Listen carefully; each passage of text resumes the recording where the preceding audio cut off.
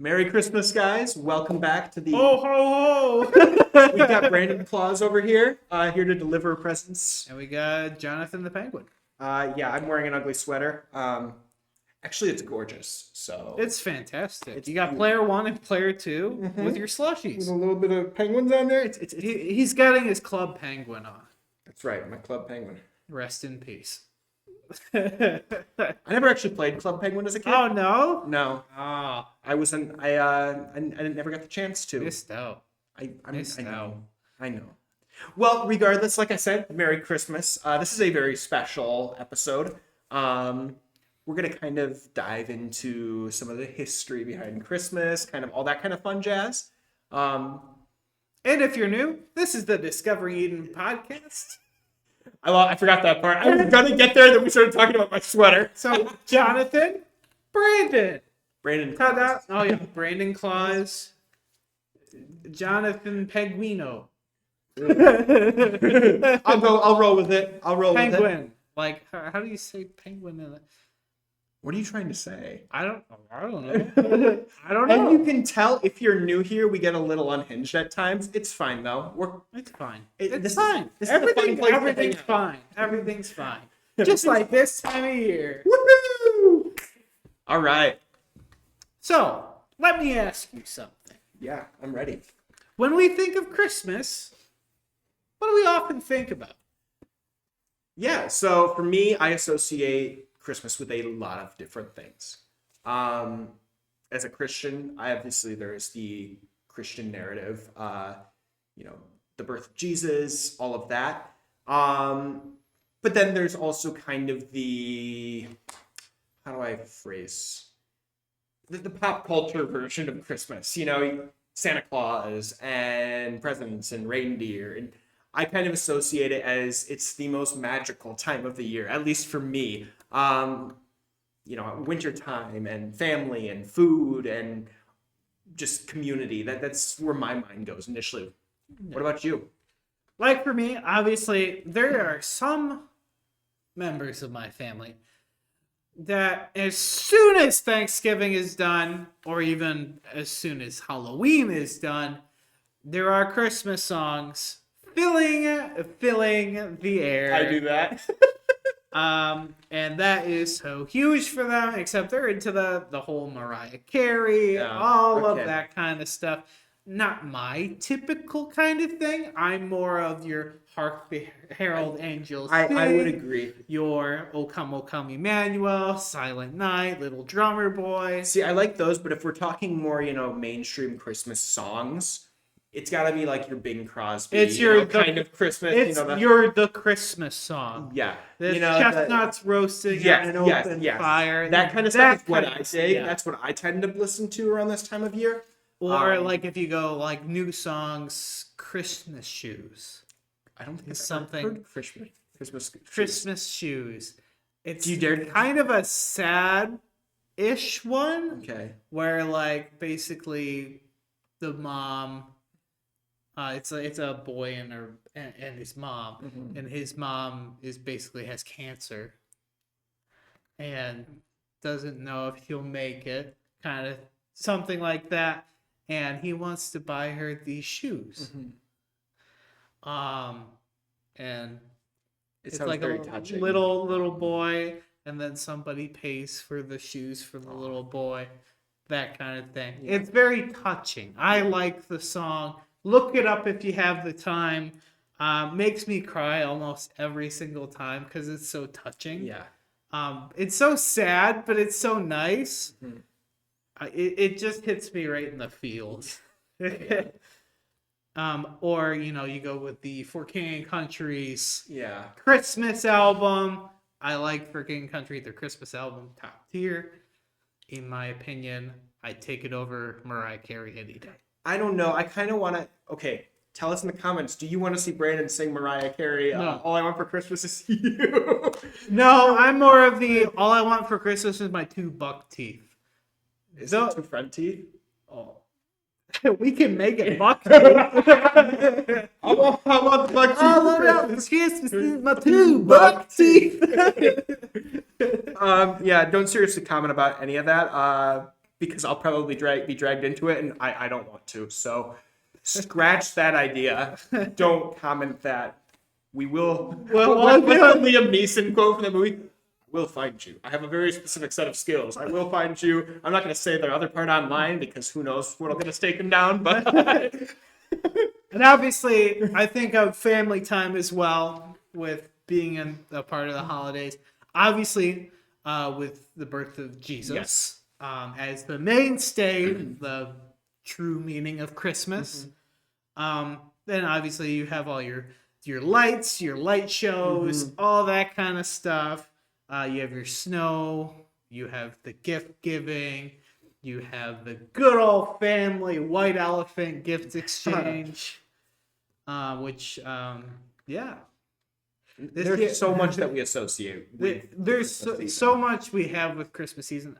Not to mention food. I mean, who doesn't like good?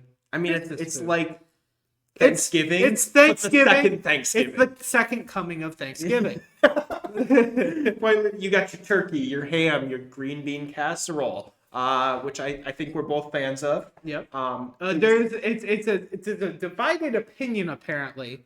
I For didn't our know youth that. group at least, there's a lot of people that don't like it, and I guess we're two weirdos. Well, here's the sad part. I haven't had green bean casserole in quite a long time because we didn't have it at Thanksgiving, so That's heartbreaking. it was heartbreaking. But I know my parents are planning on doing a nice Christmas dinner. There you With kind go. of your turkey and your green bean casserole. So it's gonna be there. What were we talking about? What we think of for Christmas? Oh yeah, green bean casserole. It's the bomb.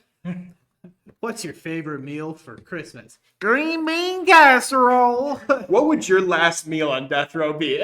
Green bean casserole. Probably not, but It's that's like, the is he joke. okay? No, he really likes green bean casserole. His eyes are green. Everything's green. We won't talk about the other end.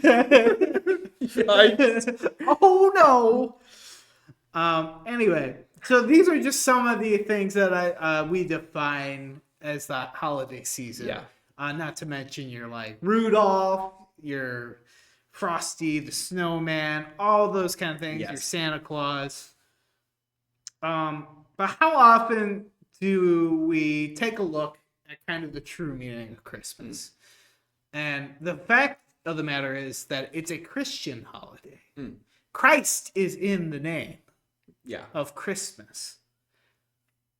Like, it's a central figure in the holiday. Right. Which is why I think sometimes people will say, oh, happy holidays, or even Xmas. I don't like the whole thing of Xmas because My parents never did either. because they're trying to take Christ out of it, Mm-hmm. which I never liked Xmas. I'm like, you're trying to make it like, oh, look, we made it shorter, but all you're doing is just crossing out the Christ Mm-hmm. and making it like that. But it's Christmas. Yes. It's Christmas. It's Christmas because Christ is in it Yeah. and is the reason for it. Mm-hmm. So let's get into that. Yeah. What is the true meaning of Christmas? And kind of where do we find that in the Bible? Yeah. So I mean, the birth of Jesus is obviously one of the paramount parts of Scripture, but really, the New Testament, you see it very early on in the New Testament. And I know we've got a Bible verse here from Luke 2, 1 through 21. And I'm just realizing in the notes you don't actually have the verse written down. I don't actually have it written down, but I have the verse itself. So I guess if you wanted to look I will look it up. 2 through 21, you said? Or it says in there? Yeah, 2, 1 through 21, which is a lot because I like context. Yes. You can pick and choose parts of that if you want. But basically, like, the one thing of it that I kind of like is it's the fulfillment of a promise. Yes. And especially when we read in the beginning of the Bible, Genesis, the book of Genesis, you have Adam and Eve. And basically, Jesus is the second Adam. Yeah. It's the perfect realization of what Adam could have. Right. and basically is the redemption of Adam through Jesus, and Jesus being that ultimate sacrifice as he would die and then rise up and live again and get resurrected. Right. That's the story of Easter, but it's the coming of Jesus. It's the Advent. It's the coming after the prolonged period of waiting. Yes. And it's the fulfillment of that promise of God with us that is in there. So take it away. Yeah, so this is the Christmas story.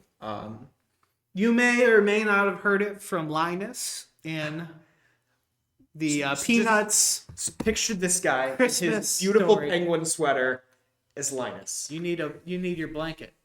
I've got a coat, a winter coat. That works.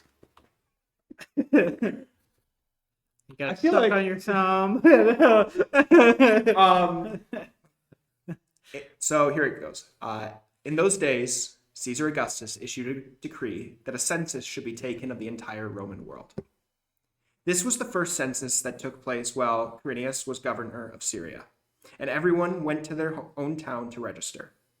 So Joseph also went up from the town of Nazareth to Galilee to Judea, to Bethlehem, the town of David, because he belonged to the house and line of David. He went there to register with Mary, who was pledged to be married to him and was expecting a child. While they were there, the time came for the baby to be born, and she gave birth to her firstborn, a son. She wrapped him in cloths and placed him in a manger, because there was no guest room available for them. And there were shepherds living out in the fields nearby, keeping watch over their flocks at night. An angel of the Lord appeared to them, and the glory of the Lord shone around them, and they were terrified. But the angel said to them, "Do not be afraid. I bring you good news that will cause great joy for all the people. Today, in the town of David, a Savior has been born to you. He is the Messiah, the Lord. This will be a sign to you. You will find a baby wrapped in cloths and lying in a manger." Suddenly, a great company of the heavenly host appeared with the angel, praising God and saying, "Glory to God in the highest heaven, and on earth peace to those on whom his favor rests." When the angels had left them and gone into heaven, the shepherds said to one another, "Let's go to Bethlehem and see this thing that has happened, which the Lord has told us about." So they hurried off and found Mary and Joseph and the baby who was lying in the manger. When they had seen him, they spread the word concerning what had been told to them about this child. And all who had heard it were amazed at what the shepherds said to them. But Mary treasured up all these things and pondered them in her heart. The shepherds returned, glorifying and praising God for all the things they had heard and seen, which were just as they had been told. On the 8th day, when it was time to circumcise the child, he was named Jesus, the name the angel had given him before he was conceived. That is the quintessential Christmas passage in the Bible. I mean, it is, like you said, it's the one you hear in Charlie Brown's Christmas special. Yeah. I think that's where a lot of people hear it, maybe even for the first time. Yep. But it is, I just reading that, I got flooded with a lot of emotions because there's just the beauty of the Advent story, but there's also just all this nostalgia that just from my own childhood that just gets rushed back, in. What verse? Okay. The last one, 21. And honestly, like I put the verses down as like in our notes. And this is something that I was actually just talking to my uncle about, who was a pastor. He's since retired. And I was talking about the 7 days of creation with him. And and that's really close to Adam and Eve, right? So what's day one? You got day 1, day 2, day 3, day 4, day 5, day 6, day 7. And the 7th is the rest. What do we think about the day after? What's day 8? Yeah. And reread verse 21 for me. Yeah, absolutely. On the 8th day, when it was time to circumcise the child, he was named Jesus, the name the angel had given him before he was conceived. So basically my uncle and I were talking about what the eighth day looks like. It's that day of new creation. Yeah. It's that time of, I guess, the newness or rebirth or revitalization. And that is Jesus. So, and I didn't even think about it at the, like, you read that passage, whatever, on the eighth day. And obviously, circumcision is its own thing within Right. Jewish culture. And there's a reason behind like, numbers are huge in, like, In the Bible, in the yeah. Bible or in Hebrew literature, Jewish literature, whatever. So I don't think it's a coincidence. I think it's intentional, and that's something I actually was just talking about yesterday. So there's your little nugget for free. You can take it however you want. But that's something that caught my attention as we read it again, and something that honestly you don't really think about, and it again ties into Adam and Eve. It brings everything full circle. And especially to where we are now, for sure. And it basically, Christmas is a reminder, and it's something also that we look forward to. It's that Advent season. It's that awaiting once again for His return, where Jesus is return. That is. Yes.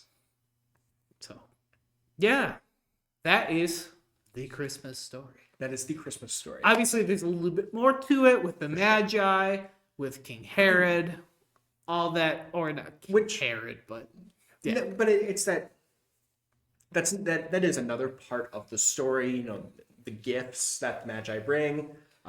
Gold, frankincense, and myrrh, which have their own significance. Yeah. Which do you want to just get? I will get that because that's later. I have that in the notes a little later when we talk about presents.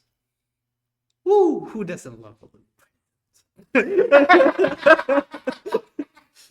Wait. Presents. My precious. No, kidding. Lord of the Rings was 2 weeks ago, or was it 3 weeks ago? I don't remember.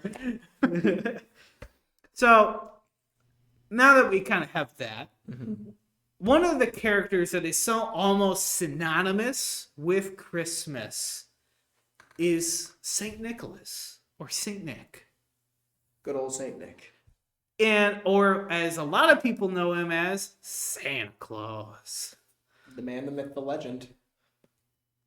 But how many people actually know some of the stories or what Saint Nicholas did?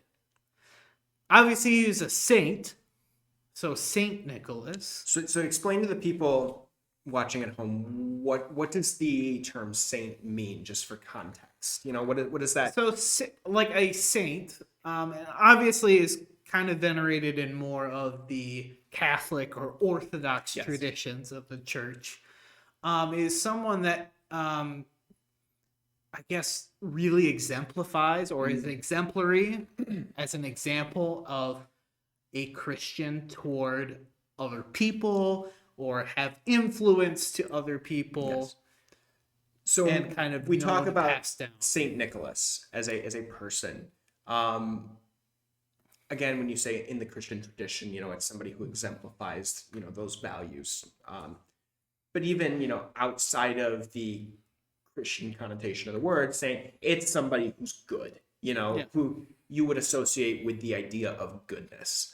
And so when we talk about Saint Nicholas, he was a good guy. I mean, and honestly, and some of this I didn't even know. So a lot of this that I looked up was either from the stnicholascenter.org. So I think it's a Catholic site that really kind of did a deep dive into some of the stuff about Saint Nick, because honestly I didn't really know a whole lot.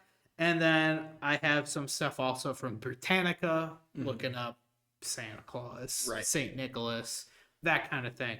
So without further ado, I'll kind of get into it, and you'll learn alongside of both of us. So I have of course, I start with his death date. So, like in my notes, I just said he died this day. Like, obviously. Anyway, so he died December 6th, AD of 343 in Myra in Asia Minor or Lycia, in that area. So kind of like Turkey-ish area in that general vicinity. So he's a lot older than I would have given him credit for. I know his beard's white, and I know he's got all that, and he's pretty magical. But the actual person of Saint Nick goes back a lot farther back than I thought. Yes, that when I hear that date, just of his death, even I'm like, oh wow, like it's kind of mind blowing because when I would have that's thought how like, okay, like maybe like 1500s. that's kind of where my it's mind kind of went. like medieval, kind of like in that ballpark, but like 300. Yeah, that's wild. That's wild. And not even in the location where I thought he Yeah. would be at. Like, obviously, he makes it to certain areas, but his main base was basically the Middle East Yeah. in that area. And it's just like, wow, that's not what I thought. And So that part's new information to Yeah. me. I mean, that's And it's really interesting. And a holiday/festival was held near this time to celebrate the saint, known as Saint Nicholas Day, okay. which is December 6th. Okay, so still December, way earlier. Though. Yeah, so it's in December. So, and he's known as like mainly three things, whether that's patron saint of whatever, but he's known as a gift giver, patron and protector of children, and a patron and of sailors and voyagers. And there's stories that I've learned on the site that are pretty wild and wacky, to be honest, but shows, again, kind of the faith aspect of St. Nicholas. Sure. And why, again, he's viewed as a saint for some of these things. Yeah.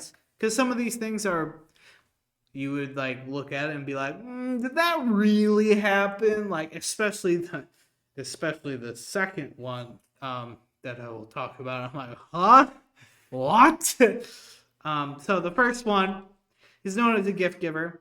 So there's a story that was on the site of where, well, during that time, dowries were often given as like marriage proposal kind of things, like take this money so you can take my daughter, Right. kind of that kind of thing. I don't want to call it a bribe, but it's the It was an incentive. the family was poor. Mm-hmm. They didn't really have a whole lot of wealth to begin with. Yeah. But the father wanted his children, his three daughters, to kind of go well off and be okay with the rest of their lives, that kind of thing. Sure. But didn't have the money to kind of do so. So, kind of what St. Nick did is he threw bags of gold, that basically the dowry money, through a window and landed in stockings hung up by a fireplace to Interesting. dry during like the winter. That's funny. Yeah. Which, that sounds eerily familiar. A lot of this stuff sounds eerily familiar. And it happened one after the other when they got around their time to marry. So they would get a thing of gold In their stocking. in their stocking That is from Santa Claus, very interesting. from Saint Nick. Yeah. Which I found that to be really intriguing, especially with the connotation of, well, we leave stockings by a fireplace Santa comes and fills them. Which is just like, that's really, really interesting. Now, the fact of him coming down a chimney, I don't know where that originated from. That's probably the American amalgamation of different things. Sure. As we'll learn about Santa Claus and how Santa Claus came to be. as we know him today. So the protector of children, obviously there's a little bit of that with the three daughters. And then this one's bizarre. This one's bizarre. So there's a story of Saint Nick having a vision of an innkeeper along the road that he was on. And basically, there are three theological students, or in other stories, there are three children. Okay. And they were in Athens, and basically the butcher took them, butchered them up, and threw them in a tub of pickling liquid That's to disgusting. hide them. So like that. taking them out, if you will, which is like, that's Merry Christmas. So Saint Nick has a vision of this innkeeper doing this crime from God, and he goes to that innkeeper and kind of questions the innkeeper, like, hey, so there's these three kids. Do you know what kind of happened to them? Obviously, he didn't want to say anything, but he basically he prays to God. God knits them all back together in one piece, brings them back to life, all three of them, and they're perfectly fine. Not chopped into bits. And it's just like, That's quite a story. Whoa, that's a story and a half. That's a little hard to swallow in more ways than one. And obviously, I could go in a little bit depth, but like, again, protector of children. Yeah. It's that I want to Santa Claus. I mean, or at least the Santa Claus that we associate, with when we think of Christmas. You also see that protector of, maybe not necessarily protector, but there's gentle. There's all the kids that are often flocking to Santa Claus. It's that idea. And then I just thought this was interesting because, again, all the different outreach that St. Nicholas did. He's known as patron of sailors and voyagers because he's traveling, spreading the good word of like Jesus along, and that he would stop at ports. So all these sailors and voyagers would kind of know the name, and he's kind of known as that as well. Which is, again, interesting, looking at how we perceive Santa Claus. And he's always traveling all across the world. Yeah, that's fascinating. I just thought that those aspects, especially what he's kind of known for, kind of also show up in, like, basically who Santa Claus is to what we know today, right? Especially the stockings one. I didn't want to on the nose. I didn't want to miss that. I didn't want to miss that because that one's like so pinpoint, like that's where that came from. So again, as we look at Santa Claus, often synonymous with Saint Nick. Mm-hmm. Although their origins are slightly different. So, Santa Claus, and this is according to Britannica, is a combination of different stories combined with the stories of St. Nicholas. So, after the Reformation, devotion to St. Nicholas disappeared in all the Protestant countries of Europe except Holland, which is the Netherlands, where his legend persisted as Sinterklaas, a Dutch variant of the name St. Nicholas. Dutch colonists took this tradition with them to New Amsterdam, which is now New York City, in the American colonies in the 17th century.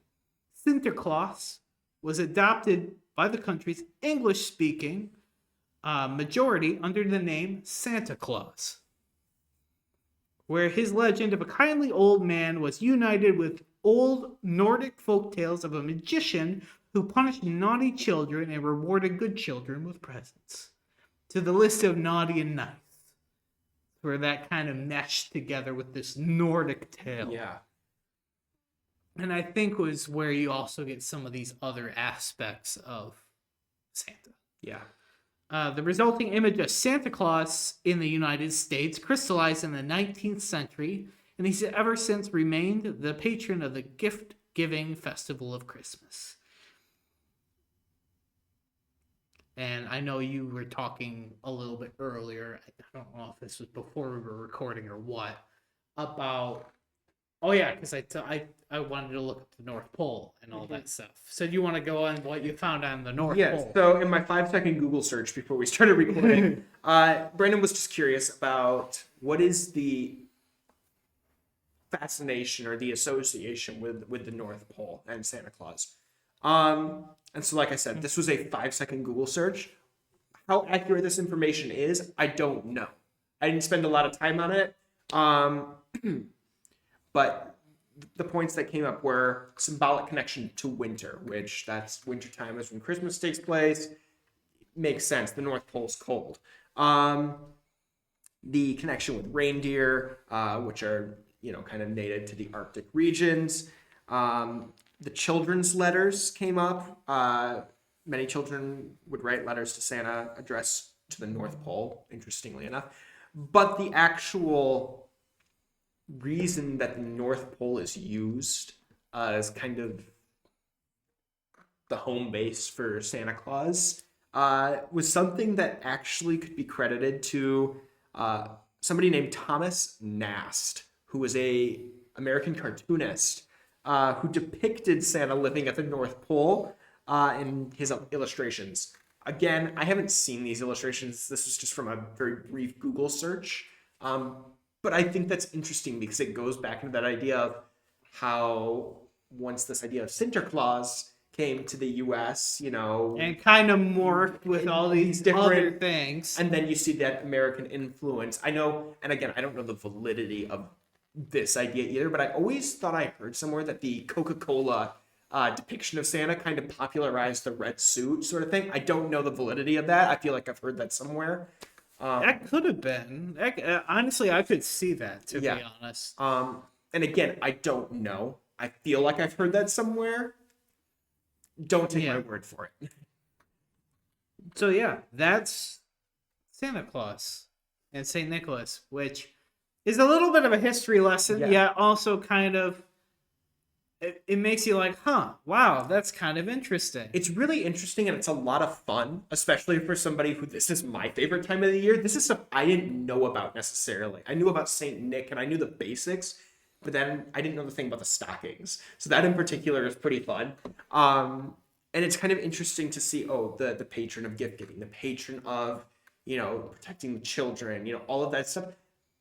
You can kind of infer that information just based on basic knowledge of who Saint Nick was, but to know the stories behind them, like the butcher story, that's morbid, but it checks out. He was protecting the children, and obviously, like, God is a part of all of it, which is kind of the one part that's kind of lost in the modernized American version of who Santa Claus is. Yes. But then Santa gives gifts to children, and that leads us into presents. So, for presents, I think it really originated. Now, gift giving is spread across the planet. Yes. It's not just a Christian thing in this instance, or why this particular thing I think originated this idea of gift giving at Christmas in particular.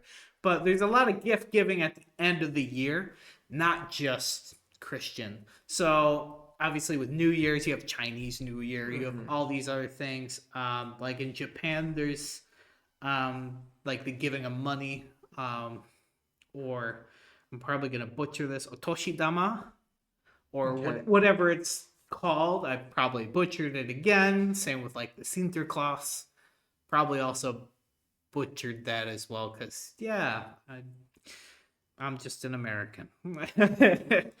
But I think the gift giving specifically to like for Jesus, and again going back to the gold, frankincense, and myrrh from the three magi, giving it to the child. I think, and that it's found in Matthew 2, verse 11 for gold, frankincense, and myrrh. And each of those three things that were given, each represents something. So for gold is often associated with royalty. And Jesus as king, especially since Herod was afraid because he wanted his own rule to rule. So then that's the slaughter of the innocents. That can be its own topic later. But Jesus was spared in that because they fled. And then they had him in a cave. So everybody depicts like, oh, it's in the manger in this barn. Yeah. But it's not actually a barn. It's a cave. Which is really interesting. And it's so Where the sheep would be. fitting. I mean, Yeah. I guess you could say, oh, the barn is fitting too, but a cave is almost more fitting when you hear about the humility of Christ. Or even the fact that they're trying to hide. Yes. Now, obviously in the story, the innkeeper said there's no place in the inn. We don't have anything for you here. But the fact they go into a cave makes me think of David hiding in the cave. Yeah. When King Saul comes in trying to take his life. It reminds me of some of these things. And again, this comes from like Matthew. Yeah. Which ties into a lot of the Hebrew text and a lot of the like illustrations or references that are found throughout. And I think those are intentional. For sure. Like I think of David, I think of Saul, I think of all that kind of thing. And Jesus is from the line of David as well. So yeah, there's that. But okay, so gold, royals. Then you have frankincense, which is the divinity aspect of Jesus. And frankincense was burned as an incense in temples. It's got if you've ever, it's got a very interesting smell to it. I don't know if you've ever smelled frankincense. I probably did at some point. I do not recall. I know it's used a lot in different perfumes as an. Oh, as a note. actually, I think I've done it because I've been in like Orthodox things where they've done the You've incense. probably smelled it before. Yeah. There is something very. It is a beautiful smell. I will say that. I mean, the smell of frankincense is something very beautiful, and when you say that, it's that divinity aspect. You can almost feel that when you smell it. There is something almost sacred about the smell. It's so weird to describe. For something really weird that I kind of thought of, I guess on the spot right here, is I thought of like the burning bush and what it would have smelled like. Yeah. It almost seems like it would smell like frankincense, right? Maybe. Because of that divinity aspect. Now, obviously, I have no I don't know. clue at all, but it's interesting because it's such a weird thing, Like when I think of a scent, you don't necessarily think like for a present, like, oh, here's some frankincense. Yeah. Or even better yet, here's some myrrh. And myrrh represents the mortality of Jesus. So the fact that like Jesus is king, Jesus is fully human, fully God. So that divinity, that humanity, that kingship, his authority, all come into play with these three gifts. Yes. And basically, myrrh was used as an embalming oil to anoint dead bodies, of which Jesus would die. It's very. You hear that aspect of it, and there's something obviously I think prophetic about it. But then there's just the other half of it. It was an embalming oil. Obviously, it was an expensive gift at the time. But that's a morbid gift. I mean, when you think about it, it's a morbid gift. But I think it's very beautiful how there is that. Here's that other piece to it. Like you said, Jesus was destined to die for our sins, and here's that little extra piece there, which is beautiful and fascinating, and there's just so much there, and It blows my mind. Yeah. So that is kind of the origin of what I think gift giving at Christmas is from. And it's from the Magi giving the gifts. Or you can even say it as Jesus being the gift for humanity. I think you could say both. I think both they go hand. They're not They're mutually exclusive. Yeah, they go hand in hand. Yeah. And now we will take a much more modernized view of Christmas presents, and we will play a little game. Please explain to me what this game is, because Brandon playing the game. I did play the game. So explain to me what am I doing? So basically, what we are going to do is I have a set. I'll say slides, even though it's technically a Google Doc, where we have some. And I'm realizing I forgot to do one thing beforehand, so that's fun. We'll figure it out as we go along. I guess we'll find out. Oh well, okay. We're gonna wing it. We'll have to do this the challenging way, I think. So you'll see me edit some things on the spot because I meant to do it beforehand and forgot. As things happen. But basically, we'll do a Price is Right Okay. for an image that you'll see on the screen. And you guys can play along too in the comments down below. Feel free to pause the video when, to guess a price point for the item that's on screen, or to say whether it's higher or lower than the price point you came up with. And I will be giving a kind of an average because I had some of my family members take some guesses and I averaged them.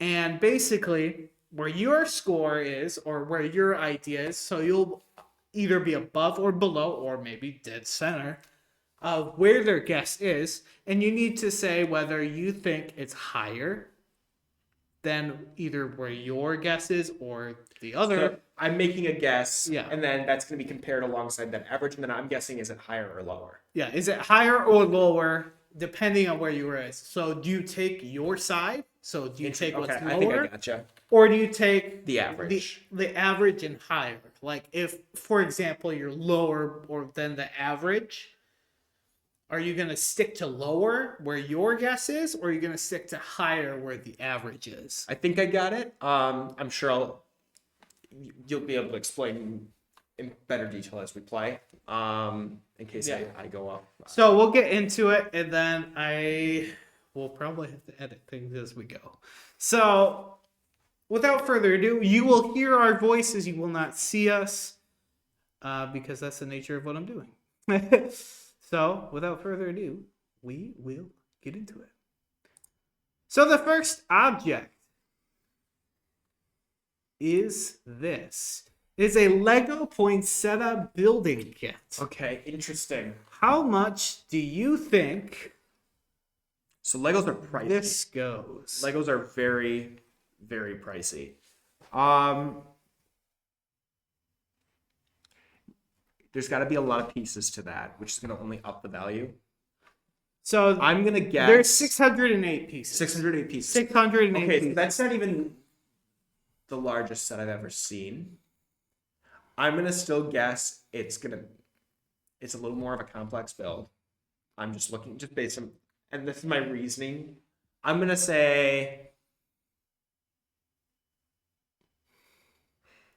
I'm tempted to go lower than my gut, and I think I'm going to do it. Okay. I'm going to say $350. 350? Okay. So the average was $40. The average was The average for a Lego set? for this set of 600 pieces, so about, and I think it stands about this tall. Obviously, people watching are going to be able to see me gesture, but it's about the size of like I don't even know really. I Like think I know what you're basically saying. a small plant. A small plant. But it's Legos. But it's Legos. So, would you stick with your over, or would you stick with the under? So Or- if I'm saying so- under, it's under 40. Is Yes, it would be It's- under 40. Or would you stick with the over where your guess is of 350? Or do you think, well, I mean, I guess for a separate thing, do you want the in between? Do you want higher than 350 or do you want lower than 40? I guess we could do it that way as well. I know it's not lower than 40. It can't be. It's Legos. Okay. Whether it's higher than the 350 or below that 350, I don't. That's where I'm struggling. Okay. You really got me in a corner here, Brandon. I'm gonna say it's over 350. I'm gonna go higher. The answer, and obviously you can probably see it on this anyways, but is $49.99. Are you kidding me? For a Lego set? Yep. There you go. Lego Point Setup Building Kit. $49.99. 608 pieces. Yep. I've never seen a Lego set with that many pieces for that price. So, again, a lot of these I found on Amazon. So I'm taking Amazon's listed price. Okay, so this is the Amazon. That's good to know. So I probably should have started with that. These images are also found on Amazon. So trying to take it, simplify it. Okay, so these could be potentially discounted prices. No, I did not take discounted prices. Okay. I took what its listed prices from Amazon. Now, this was technically on sale for like 35 whatever. I'm not putting that in there. Actually, that was one of my sister's guesses of 35. So I was seriously off. Yeah, by a factor of about 10. I don't know. I feel like I'm ashamed of my guess that it was so off, but I also feel like it's Legos, so my presumption was that it would be higher, yeah. Because they tend to, maybe overpriced isn't the right word. So the next one, going with the Peanuts theme, is a peanut-themed nutcracker with Snoopy. Is it? And it's named Snoopy. Okay. Can I ask questions regarding the product? Sure. Can you answer the questions regarding the product? That's debatable. Is this what's the material this is made out of? Is it wood? Oh, I have no idea. I probably should have looked that up. Because I'm interested because I know... I think it's probably more of a wood if it's a functioning nutcracker. It's what it looks like just from a distance of what I'm looking at. Where I'm debating is, it's obviously a licensed product, so that's going to elevate the price. Nutcrackers are already expensive. As somebody who has collected nutcrackers in the past, they're one of my favorite Christmas decorations. A standard size one can run anywhere when you go to a Meijer or something, $20 to $30. Larger can, obviously go into the hundreds. And you can kind of see the scale and this is obviously of it. a bit much smaller one, so I would lean on the lower end.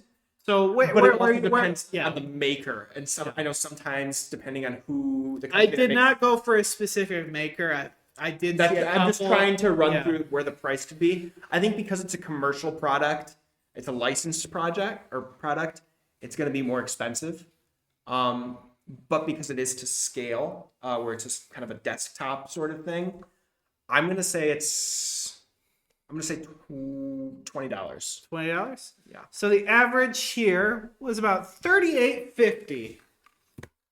Now, where are you thinking? Are you gonna stick with your lower? I think what we're gonna do is gonna go in between the low and the high. Okay, so lower than my guess. So lower than your guess, in between, and then the higher. Okay. I'm going to say it's in between because the $20, again, I feel like that is a little low. But 38 does seem, kind of getting into that 40, it seems a little too expensive. Again, I could be completely off, but I'm going to go in between. I think it's in between those two. Okay. So the real answer, and he can already see it, but I can't. Are you kidding me? 73. I'm bad at 88. I'm bad at this. I'm trying to think through it logically, and it's not working out for me. Maybe I just need to guess a ridiculous number and see what happens. Yeah, so it's peanuts. Right. So, and that's Disney now. And I get that, but that still seems It's still exorbitant. it's still quite expensive, yes. The next one, I thought of my dad for this, which is an advent calendar, which every day in the 24 days before Christmas, you get a fishing lure Oh boy. I don't know for very much about fishing. adult men and teen boys for Okay. 2024. So what do you think? And I tried to make all these Christmassy themed. Yeah. So I know your typical advent calendar, with the chocolates. It obviously depends a little bit. I feel like most advent calendars probably run you about $20. There's obviously a little bit more here with fishing lures. I don't fish, and I'm not very familiar with the sport, so I don't really know what a fishing lure would cost. But 24 of them, I'm gonna guess on the higher side. I'm probably wrong again. But I don't want to guess too high. I'm going to go... I don't know. Do I go with my gut or do I go with what I think is logical? I don't know. My gut's saying to go higher than probably it is. I guess I'm gonna go in between the two answers I'm kind of thinking in my head, which I haven't expressed. I'm going to go $60. $60? Okay. Kind of an even... So the average that they came up with was $39.99. So do I think it's higher than or lower than $39.99? Do you want to think? Yeah, lower than $39.99, in between the $39.99 and your answer, or higher than I'm gonna your go answer? in between because I'm not fully committed to the 60. Okay. All right, I'll leave a little bit of a guess for people at home. And I'm gonna be wrong again. It's gonna make me cry. the answer, surprisingly enough, is $29.99. Again, I'm Which for 24 lures, I'm like, wow, they must be really cheap lures. Yeah. Well, again, because my thought process was there's a lot going into this advent calendar. It's gonna be more expensive. Obviously, I'm wrong. I'm terrible at this game. But hey, it's for the fun of it. Can we still hit me with that bus we talked about? Okay, a PS5. All right, PS5. How much is a PlayStation 5? See, I should know this because I have one. Total. Because I can't remember. We got it around launch, so we got it at like that price. I don't know if there has been like a standardized price drop yet. I'm gonna go.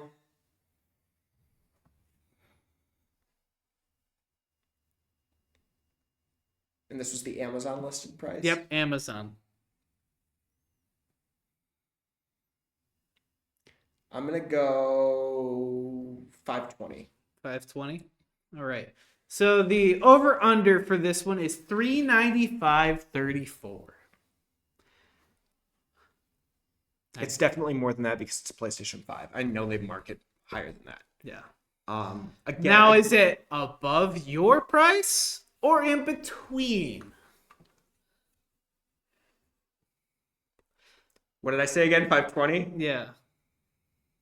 I think I don't think it's going to be lower. I think it's going to be You think it's going to be above 520? not by much, but I think it's going to be above 520 to an extent. I'm probably wrong again. That's going to be the theme of this, episode. How bad I am at games and guessing, but full send it. All right. Come on, where's the money? Johnny needs a No new pair of whammy, shoes. no whammy, stop. I hate myself. $499.99. So there $500. must have been a price drop that I didn't know about. Probably because I haven't bought a PS5 since launch. So yeah, $500, pretty much even.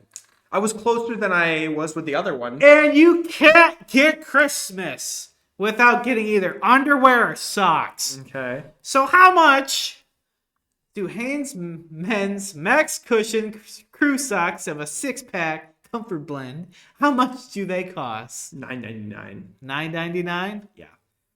All right. Average price $16.50. Do you think it's in between, higher, or lower? It's definitely not lower. It's Hanes. $9.99 was a low ball guess. I know that.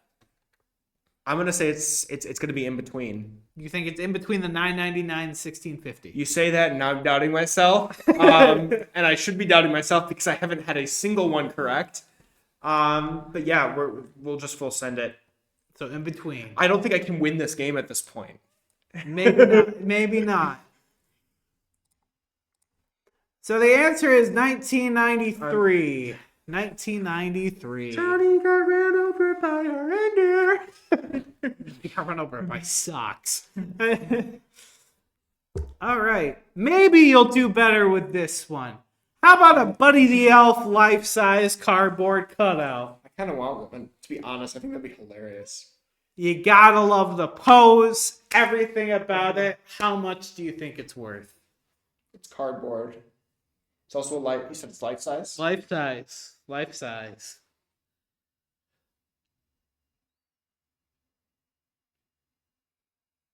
I don't know, because I feel like again, it's a kind of a movie prop item sort of thing. So it's going to be higher priced than it should be. Obviously, it's cardboard, so it's not really that expensive to produce, but that doesn't mean anything. I'm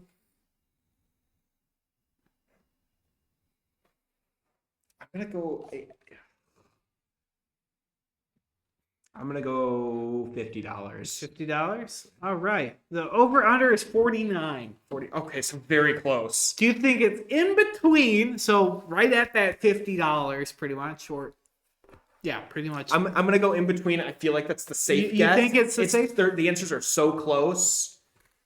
Or do you think it's below or above? I'm gonna go in between. He's gonna go in between. I think I'm seeing that, and I'm feeling good about this one. All right. The answer is $49.95. It is in between. So I have 1 point. You have a point. You have gotten one. I'm on the board. Come on, baby. You pretty much got it right on the nose. $50. There you go. Now you know how much it's worth. There you go. I think it's a little overpriced for what it is. I'm not sure I'm going to spend my money on it. Now, here's a good one. How about the Trans-Siberian Orchestra Christmas concert of this year at Little Caesars Arena in Detroit on December 28th? And this is floor 5, which is the middle of the floor right here. So right near the stage. Yeah. So they're good seats. How much does this concert ticket cost? And I checked this yesterday, so. And this is yesterday being the 14th. What time is it? I can't see the 3 p.m. Okay, so it's kind of a weird time for a concert, which I think will actually. But it's on a Saturday. It's on a Saturday. It's in Detroit too. Because it's an arena. Yeah. 3 p.m. is early for a concert, even still. So I think that's going to lower the price, but concert tickets are still expensive. And with the location, the great seats, I'm going to go $180. $180. All right. The average was $200. Is it in between? I'm going to go in between. Higher or I'm lower? confident in between. In between? All right. Pause a little for people who are playing at home. The answer is $250. So over. So the Buddy the Elf thing was a fluke, is what I'm hearing. Hey, 250. I did check also because I was curious. I didn't put this in the game. I looked at the Detroit Lions, Minnesota Vikings. Okay. 50-yard line, lower bowl seats. Those are $800 for Yikes. an example. And if you get upper bowl in the clubhouse, you have $2,700. So those get a lot more expensive. That's what my brother and my dad were curious about. But Trans-Siberian Orchestra, when I think of Christmas, I think of Trans-Siberian Orchestra for like concerts. So anyway, now something that also is synonymous with Christmas is fruitcake.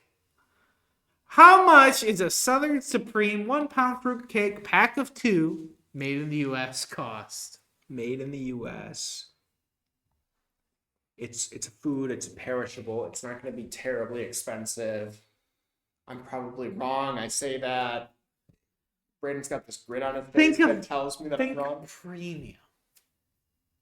Yeah, I'm thinking premium, but fruitcake ain't premium. Fruitcake.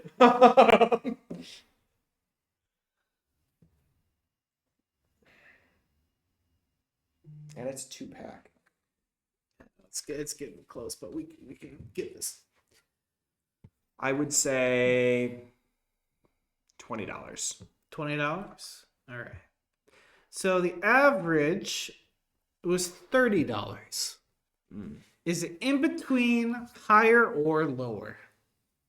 I think it's gonna be in between again. In between. All right. I'd be surprised if it's over $30 for a fruitcake. Yeah, well, you will be surprised then. Is it over $30? It is $57.95. That's robbery. That is robbery. I hope you like your fruitcake. I don't. I would never spend that. That is a waste of money. Get your premium fruitcake. No, thank you. I'm good. The next one is an 8-foot inflatable nativity set. Are those all separate pieces? Do you know? No, it's all in one, I believe. Well, no. I mean, like, are each of those? They may be included in one box, but it's like the sheep. You know, its own thing. No, I think they all Are attached to each other. attached together. I'm not entirely sure, but I'm pretty sure they're all Here's the attached deal. together. I once. And it's got the lights and everything. So I once, made a very awesome financial decision and bought one of those giant inflatable dinosaur costumes, and it was $80. And this is going to be more expensive than that because it's got lights, it's bigger, it's not a dinosaur. I'll go. I'm gonna kind of lowball it and then see where the average is and kind of go from there. So I'm gonna say 100. I'm gonna try to play this strategically. So you're going to say 100. I'm gonna say 100. The over-under is 200. Yep. So you take the under 100, It's not it's not above, under, above 200, or in between. now. See, here's my problem: is the average was 200. I lowballed it already with 100, and I know it's not lower than 100. It's got to be higher than 100. I'm confident it's higher than 100, but is it higher than 200? That's what I'm debating. I think it's going to be, and this answer has really not been favorable for me this entire game, except with Buddy the Elf. I am going to say in between and All stick to right. my guns. Survey says You're a ding-dong. If it's under 100, I'm going to jump off. it is 99.98. I really can't even win this game. It's 99.98. You were pretty close with the 100. I should have just said. You were pretty close. Now, And that was a lowball guess, too. I'm mad. oddly enough, I almost put the 26-foot Santa on here. That was $1,000. Yikes. I I'm did- surprised it's And now for the last one is the ugly Christmas hoodie from You Look Ugly Today. How much, and this is unisex, so how much that really is going to solidify the does this cost? No, funnily enough, I was looking at ugly Christmas sweaters today. Or was it yesterday? I don't remember. I didn't see this one in particular on there. But most of them averaged about $39.99. So I'm gonna go $39.99, $40. $40. Okay, the average was $50. Is it above, below, or in between? I said it last round. I'm gonna say it again. In between has not been my friend, but somehow I still feel compelled to choose in between. Are you sticking with your guns? You say that, and now I'm doubting myself, but I'm not gonna doubt myself. I'm gonna believe in myself. All right. I'm going for 2 points. All right, for double or nothing. Don't give me handouts. Your answer is $54.99. It is above. $54.99 is a weird price. It is $55. Well, Look, I got the one that mattered, and that was Buddy. Yeah, you got Buddy the Elf. There we go. We've also learned I'm not very good at guessing prices. I try to think through it. It doesn't work for Tell me how many of 10 you got correct down below. Probably got 10 out of 10. I got 1 out of 10. So basically, if it was golf, I'd be succeeding. It's not golf, though, so I'm failing. And then I want to end with one quick thing because we're running out of time. Is I wanted to talk about Christmas trees. Okay. So I'm not going to give the actual history part of the Christmas trees, which was I found in Britannica. But again, that's like Germany had like the start of the Christmas tree kind of thing, and Thor and Norse mythology, and then the Christian or the evergreen growing from the root of the chopped down tree, that whole story. There's that, but the interesting part, I think, is like the holy trees or the paradise trees that were come up. So the evergreen trees became a part of Christian rites in Germany in the Middle Ages, and they were called paradise trees, meant to represent the Garden of Eden. Again, tying back to that story of Adam and Eve. These evergreen trees were hung with apples and displayed in homes on December 24th, the religious feast day of Adam and Eve, which is Christmas Eve as we know it, which maybe that's why it's called Eve, or it's because it's the eve of Christmas. Also, you've heard or I know I've heard the December 23rd being considered Christmas Adam. For example, so Adam and Eve, it kind of makes sense.